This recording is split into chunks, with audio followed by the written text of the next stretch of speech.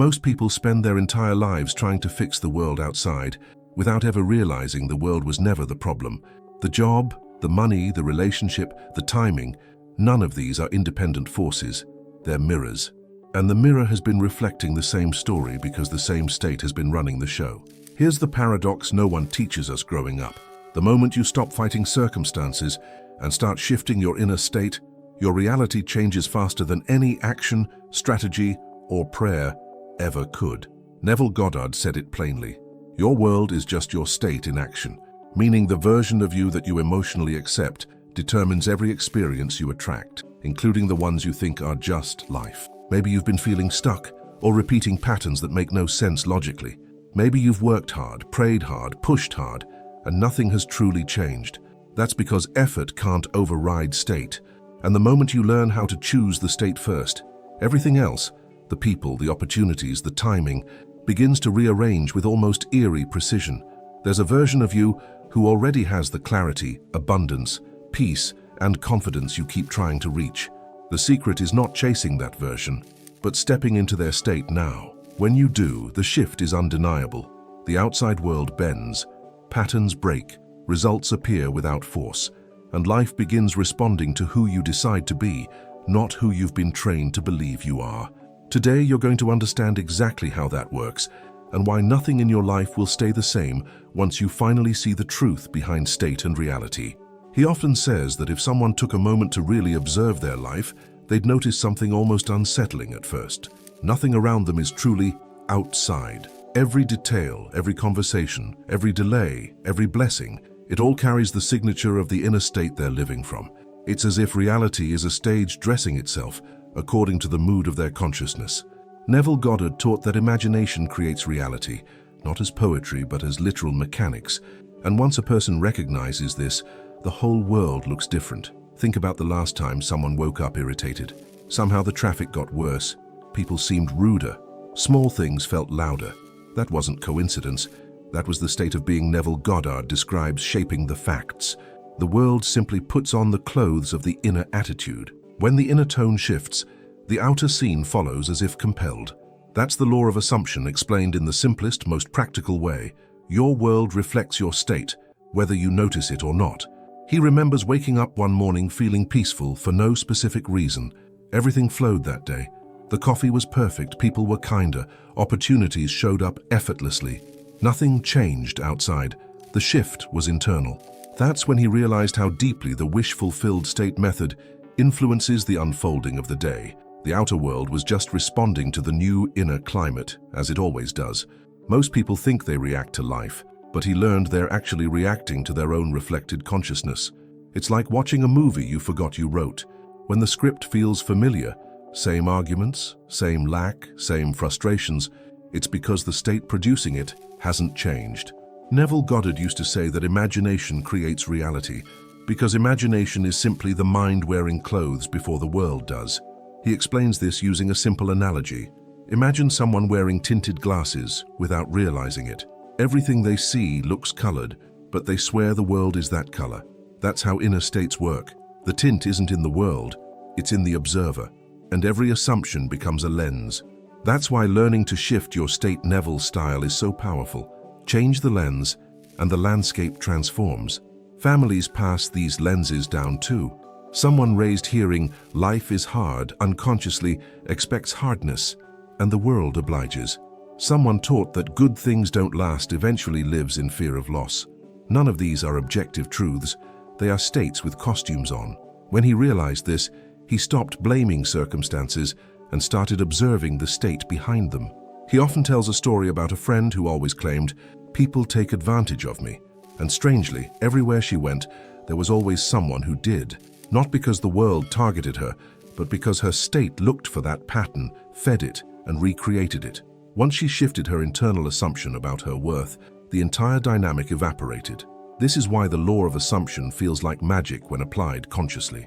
Every time someone sees a repeated pattern in their life, whether in money, love, or opportunities, it's never random. It's the state they're most loyal to.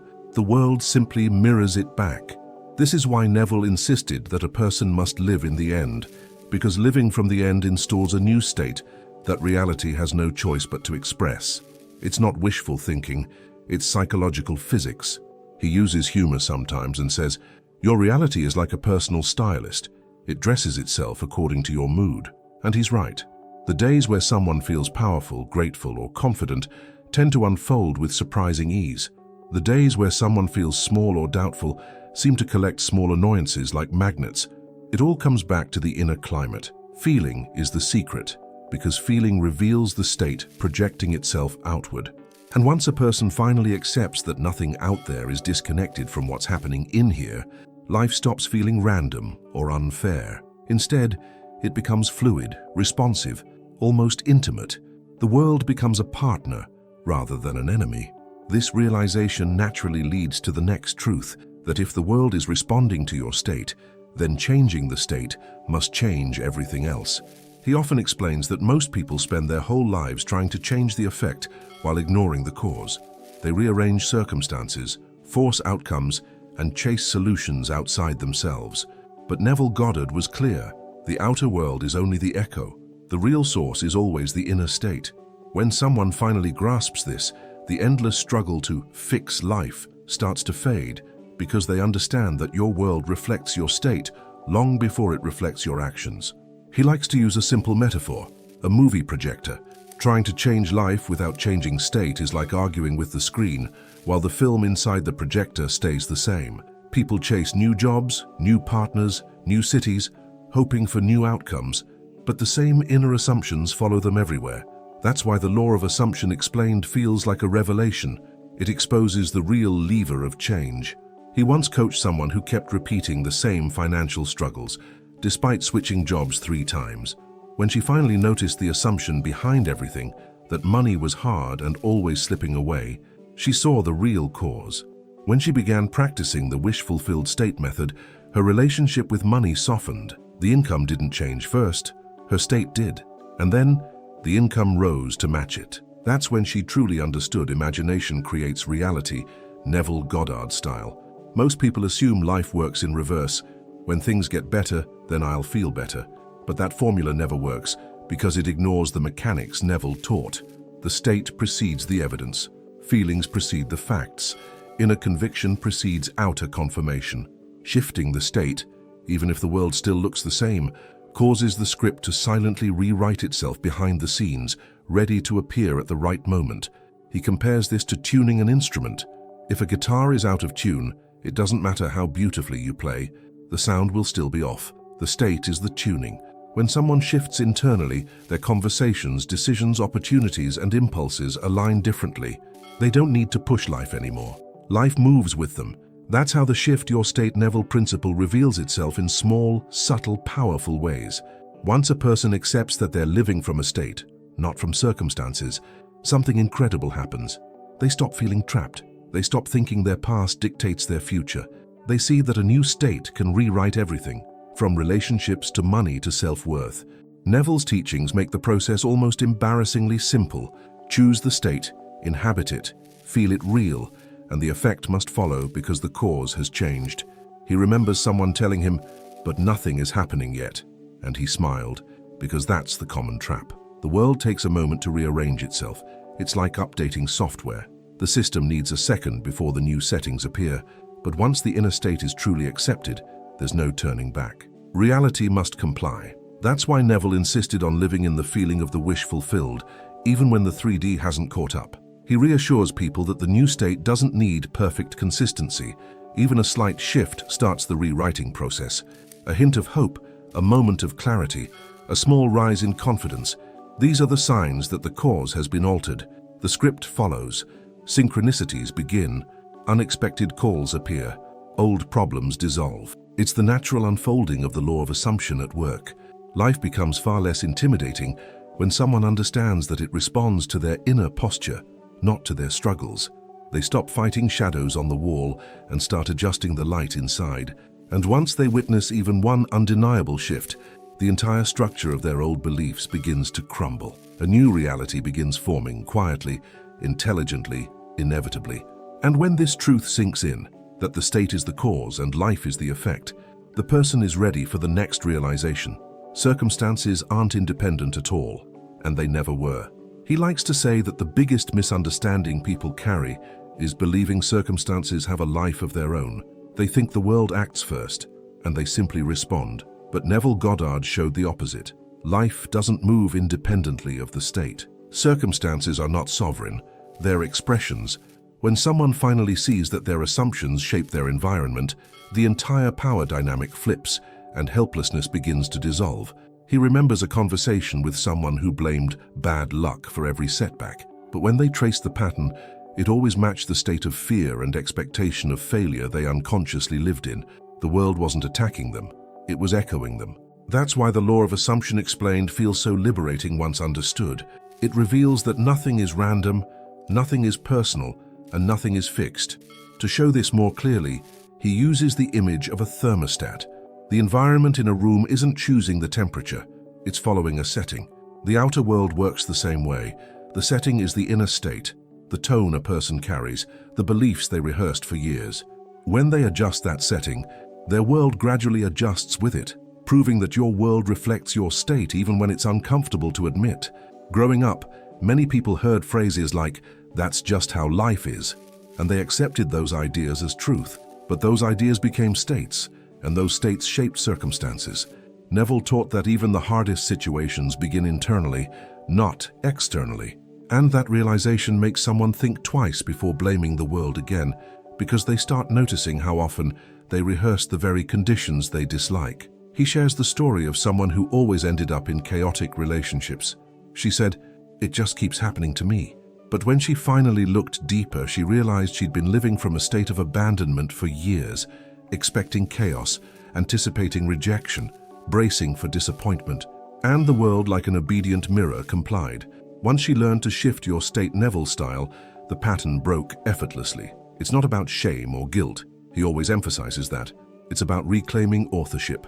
When people realize that circumstances flow from their consciousness, they stop feeling like characters in a story written by someone else. They begin to test Neville's teachings gently, small assumptions, small shifts, and suddenly, opportunities open where there were none. Obstacles dissolve, results appear without force. The evidence builds. This is where imagination creates reality. Neville Goddard becomes more than theory. Someone imagines being chosen, and suddenly people treat them with more respect. They imagine being financially stable, and money begins flowing from unexpected places. They imagine being loved, and the world responds with tenderness. None of these changes came from fighting circumstances. They came from altering the internal cause. He explains that circumstances are like actors waiting for direction. Without a clear internal script, they repeat the same lines from old states. But the moment a person shifts their identity, when they begin to live in the end and occupy the version of themselves who already has what they desire, the actors change roles. The scene adjusts. A new play begins. Reality doesn't resist, it adapts. Once someone understands that circumstances originate from within, they stop panicking when the outer world shows something old. Instead, they breathe, remember the state they're choosing, and stay loyal to it. Feeling is the secret here, because the state is revealed by the feeling, not by the evidence. And when the feeling changes, the circumstances must eventually follow, even if they try to linger for a moment. And when this truth settles in, that life isn't happening to them but through them, the next insight becomes obvious. Every reaction they have is a clue, a mirror, a doorway to the state they're living from. He likes to say that reactions are the most honest mirrors we have. People can pretend their mindset is strong, pretend they're thinking positively, or pretend they've moved on, but their reactions always tell the truth. Neville Goddard emphasized that your world reflects your state instantly in the way you react. Before any outer changes occur, a reaction reveals the state more accurately than affirmations ever could. He often gives the example of someone receiving unexpected bad news. One person collapses emotionally, another stays calm and grounded. The difference isn't the situation, it's the state each one was living in. When someone truly embodies the wish-fulfilled state method, their reaction changes naturally. They don't force positivity. Instead, the old triggers lose their grip because the inner identity has shifted. Growing up, many people were taught to fight reactions or suppress them, but suppressing isn't transformation, it's tension. He learned that reactions are invitations, not failures. When someone notices themselves reacting with fear, doubt, or frustration, It's not a sign they're doing something wrong. It's a sign that a deeper state is asking to be acknowledged. This is the heart of the law of assumption explained in real-life practice. He once coached someone who constantly reacted with panic whenever money came up. Even small bills triggered anxiety. But the issue wasn't the bills. It was the long-held assumption that money disappears fast. Once she shifted her state to one of security and sufficiency, her reactions softened first, long before her bank balance changed. That's how you know a transformation is real. The world doesn't change first. You do. He often reminds people that reactions don't lie, but they do teach. They show whether someone is living from fear or from confidence, from lack or from abundance, from doubt or from inner certainty. And when someone recognizes a reaction as feedback rather than proof, they suddenly gain power. They realize that their inner tone sets the stage, and the reaction is simply pointing to the state they've accepted as normal. He uses the metaphor of a thermostat again. When the temperature changes, the thermostat responds because it's tuned to a specific setting. Reactions work the same way.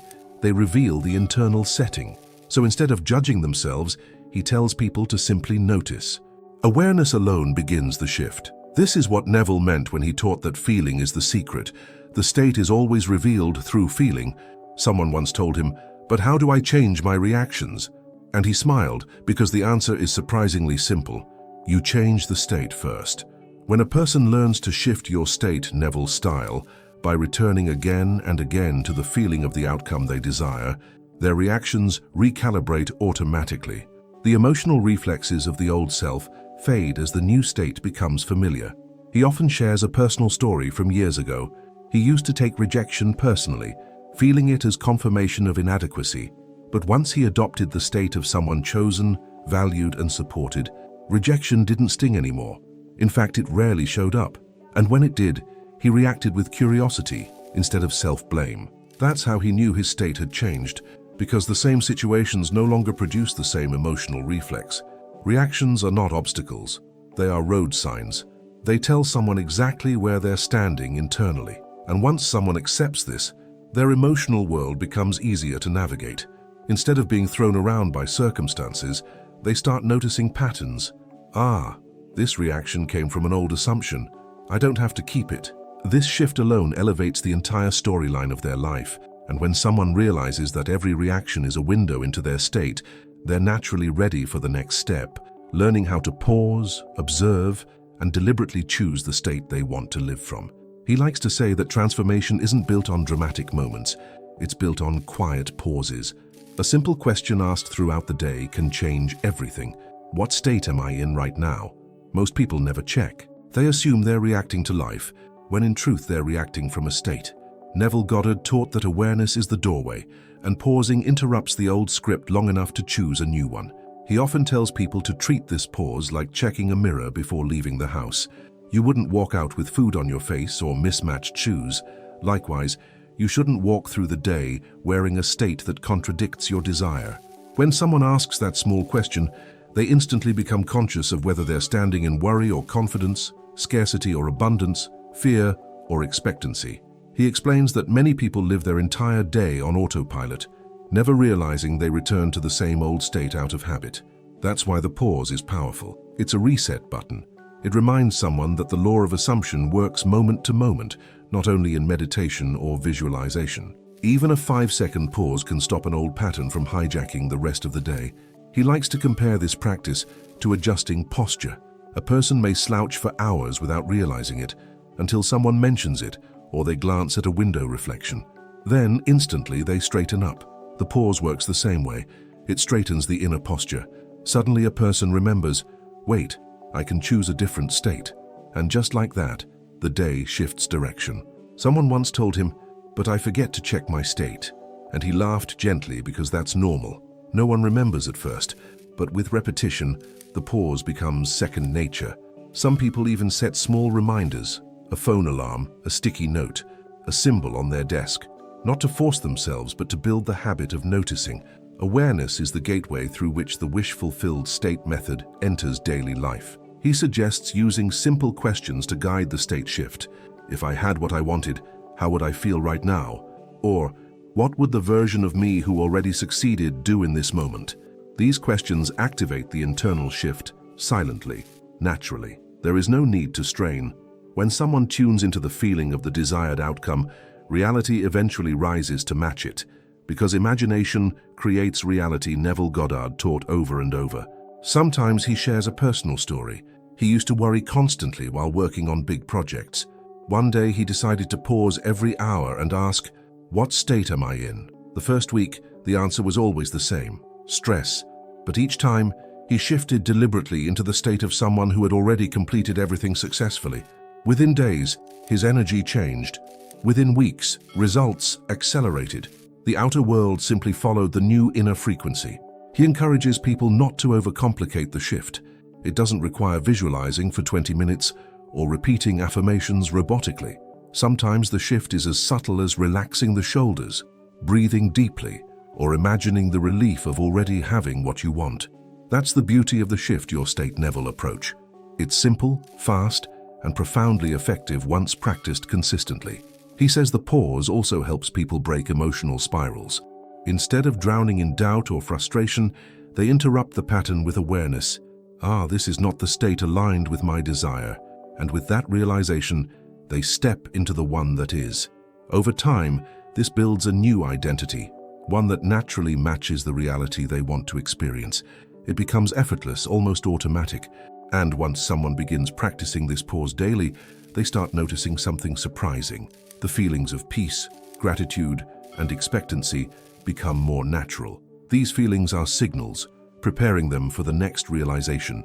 Feeling reveals the state, and the right feeling means they've already stepped into the version of themselves who lives the wish fulfilled. He often says that if someone wants to know what state they're in, they don't need to analyze their thoughts, repeat affirmations, or overthink anything. They just need to feel. Feeling tells the truth instantly. Neville Goddard insisted that feeling is the secret, because feeling exposes the state long before the world reflects it. Peace, gratitude, and quiet expectancy aren't emotions that appear randomly. They show someone has entered the state of the wish fulfilled. He remembers years ago when he kept using techniques mechanically, hoping they would work, but nothing truly changed. Then one night, he slipped into the feeling of relief, the kind of relief you feel when something important is finally resolved. That feeling alone shifted everything. It wasn't the words, it wasn't the visual, it was the state. And the next week, his outer reality rearranged in ways he couldn't have predicted. He explains that most people assume they need to make themselves feel good, but the real transformation happens when someone chooses a state and the feeling naturally follows. The state of being Neville Goddard describes is not forced, it's accepted. When someone accepts the assumption that their desire is already done, the feeling of peace comes like an exhale, gentle, familiar, and effortless. He often shares a simple analogy. Imagine a person expecting a package they already know is on the way. They don't obsess over the tracking number. They don't panic, wondering if it will show up.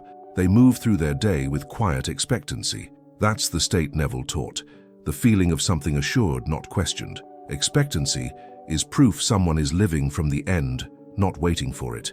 Growing up, many people learned to feel anxious or doubtful by default. It became normal. But just because a feeling is familiar doesn't mean it's true. He reminds people that feelings follow assumptions like shadows. Change the assumption, and the emotional tone shifts naturally. When someone adopts the belief that they are already chosen, already abundant, already successful, the feelings of confidence and warmth appear like old friends returning. He once worked with someone who struggled to feel abundant, no matter how many techniques she tried. Then she realized she was trying to feel rich, while still assuming she was lacking. Once she shifted her assumption to, "I am the version of me who always has enough," her feelings changed immediately. Relief first, then gratitude, then a calm certainty. The law of assumption explained itself to her without effort. He says that the right feeling doesn't always come with fireworks. Sometimes it's subtle, like a soft internal click. Other times it's a wave of warmth. Occasionally it's just the absence of fear. But every time, the feeling signals that the state has shifted, and the world must eventually mirror that shift, because imagination creates reality. Neville Goddard taught consistently. He also tells people not to panic when the feeling comes and goes. States can fluctuate in the beginning. That's normal. Someone who spent years living in fear won't always stay in expectancy on day one. But each return to the desired state strengthens it. Over time, peace becomes more natural than worry. Gratitude becomes easier than doubt.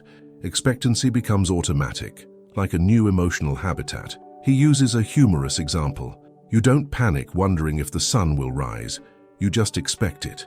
That's the same confidence the wish fulfilled brings. When someone truly embodies the state of the person who already has the desire, the feeling is unquestioned. It feels done because internally it is done. And the world eventually complies because your world reflects your state before anything else.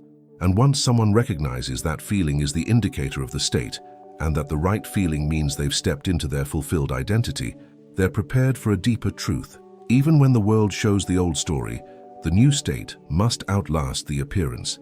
He often says the most discouraging moment in this journey is when someone shifts their state, but the world still looks the same. Neville Goddard called this the lag, the delay between planting the seed and seeing the harvest. When the world reflects the old story, the old identity, the old fears, most people panic and think the technique isn't working. But this is exactly when persistence matters most. He likes to compare it to changing a TV channel. Sometimes the screen freezes for a second before the new image appears. That frozen frame isn't the new channel failing. It's just the old signal fading out. The world works the same way. When someone adopts the wish-fulfilled state method, the physical world might still echo the old assumptions at first, but the new state is already rewriting everything behind the scenes. He once worked with someone who changed her state around love. She finally stepped into the feeling of being chosen, valued, and appreciated. But for the first 2 weeks, nothing changed externally. Old dynamics persisted. Old doubts resurfaced. Yet she stayed loyal to the new state.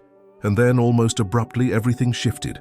Communication improved, opportunities appeared, and the people around her responded to her new inner tone. He always reminds people, the world is a mirror, not a boss. A mirror reflects what was, not what is becoming. So when the mirror shows something old, it's not a sign of failure. It's a sign that the new state hasn't fully reached the surface yet. The law of assumption explained this clearly. Persistence is what crystallizes the new identity into physical form. He tells a humorous story about ordering furniture online. Even after you purchase it, your house still looks the same until it arrives. You don't freak out thinking, it didn't work. You trust the process because you know something new is on the way. The same principle applies to the inner world. When someone shifts their state Neville style, they must allow the old conditions to fade naturally. People often confuse persistence with force, but he explains it differently. Persistence is quiet loyalty. It's gently returning to the new state when the world tries to tempt you back into the old one.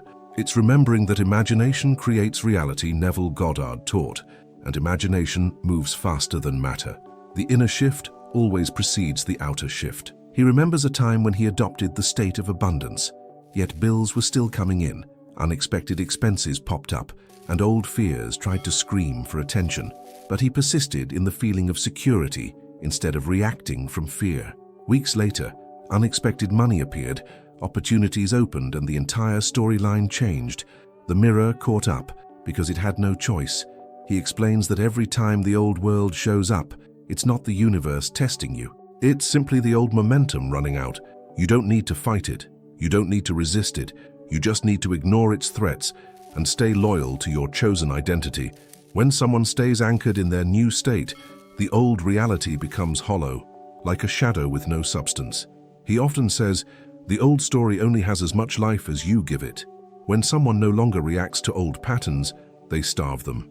And because your world reflects your state, not your fears, the mirror eventually adjusts. It always does. The key is refusing to collapse back into the old identity just because the physical world is slow to update. And once someone learns to persist gently through the lag, without panic, without doubt, without chasing evidence, they begin noticing early signs that the shift is working. These signs are subtle, powerful, and impossible to ignore. He likes to say that before the big breakthrough, the universe whispers. Most people miss the early signs because they're looking for loud, dramatic changes. But when someone truly shifts their state, the first indicators are subtle, lighter reactions, unexpected coincidences, gentle openings. Neville Goddard taught that the outer world begins rearranging the moment the inner state changes, but it starts with small echoes, not earthquakes. One of the first signs he points out is emotional softness. Someone who used to panic at small problems suddenly feels calmer. Annoyances don't hit as hard. Things that used to trigger old fears now feel distant, almost irrelevant. This shift isn't accidental. It's the state of being Neville Goddard unfolding from within. When the inner tone changes, reactions become lighter, even before anything outside improves. He remembers coaching someone who always reacted with anxiety around money. After shifting her inner assumption to safety and sufficiency, the first thing she noticed wasn't more money, it was less fear. Bills arrived and she didn't spiral. She called this strange peace. But he smiled, because this is the earliest proof that your world reflects your state long before it reflects your bank account. Another early sign is synchronicity, those little coincidences too aligned to dismiss. Someone thinks of a friend and they call. They imagine a solution and it appears. They feel abundant and suddenly hear conversations about opportunities. These aren't accidents, they're reflections. The law of assumption explained itself through these small nudges, letting them know they've stepped into a new internal frequency. He tells the story of a man who shifted into the state of confidence while seeking a job. Before any offers came, people started treating him differently. Strangers smiled more. Conversations flowed easier. Opportunities felt closer. Nothing big happened yet, but the whole atmosphere shifted. That's how someone knows the imagination creates reality. Neville Goddard principle has already activated behind the scenes. People also notice that certain obstacles mysteriously dissolve. Problems that would normally create chaos resolve themselves without effort. A delayed payment suddenly processes. A conflict fades without confrontation. A complicated task becomes simple. These quiet rearrangements are early signs that the outer script is rewriting itself according to the new state. He explains that internal habits begin to shift too. Someone who lived years in self-doubt suddenly catches themselves imagining better outcomes naturally. Someone who felt unworthy begins noticing their own value without forcing it. Someone who feared rejection responds with confidence. This is what happens when the wish-fulfilled state method becomes the new emotional baseline. Sometimes the signs appear through other people. Loved ones respond differently. Conversations open new doors. People become more supportive or offer help without being asked. Others sense the shift even if they don't understand it. When the inner world changes, the social environment eventually reflects it, a subtle but powerful confirmation that the state is stabilizing.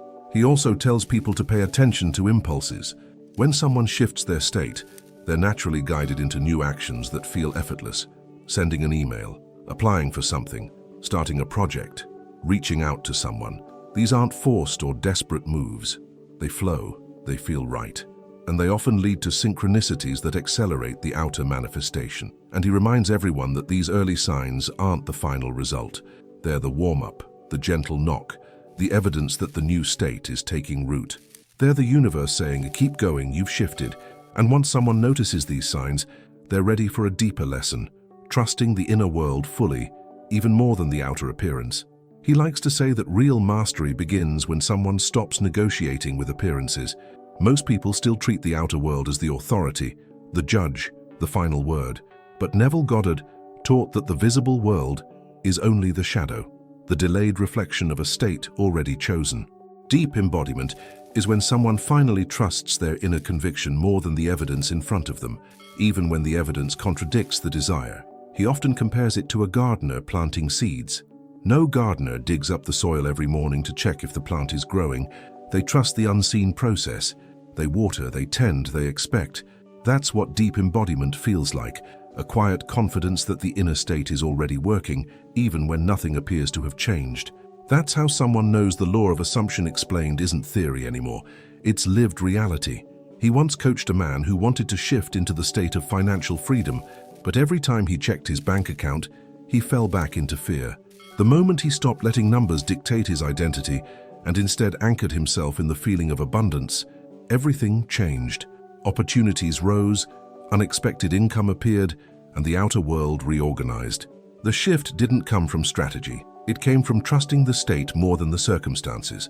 Deep embodiment is when someone says, I know who I am, even if the world doesn't show it yet.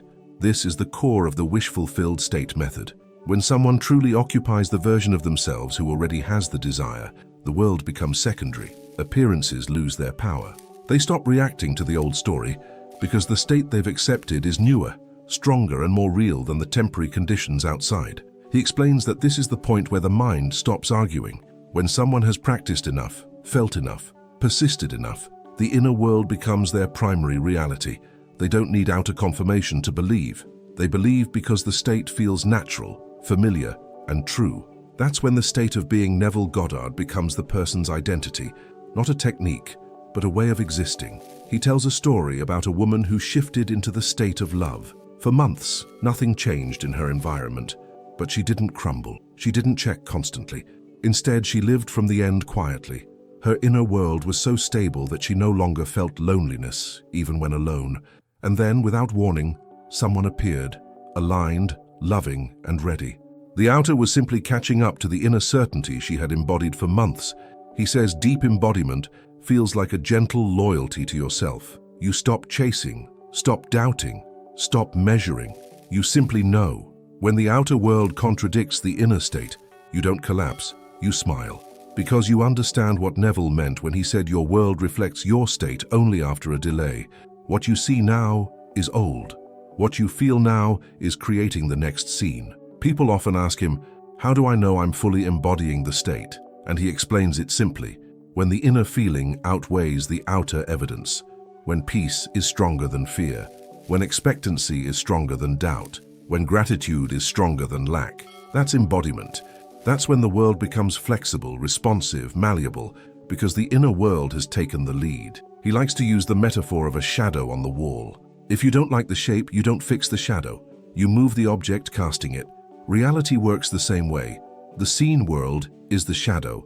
The state is the object. Once someone understands this, they stop fixing shadows and begin shifting states. That's the moment real transformation becomes effortless. And when someone finally experiences deep embodiment, they're ready for the final truth of Neville's teachings. Your world is nothing more than your chosen state in motion. And when you choose the state first, reality rises to meet the identity you've accepted. He often says that once someone understands Neville Goddard's teachings deeply, everything becomes astonishingly simple. Your world is your state in motion. Nothing more, nothing less. The outer world is not deciding your fate. It's expressing the state you return to most often. The moment someone chooses their state intentionally, life begins reorganizing itself to match that inner identity, sometimes faster than they expect. He compares it to selecting a destination on a GPS. Once the destination is set, the system recalculates routes automatically. You don't need to know the turns in advance. You just need to keep moving. The law of assumption explained works exactly like that.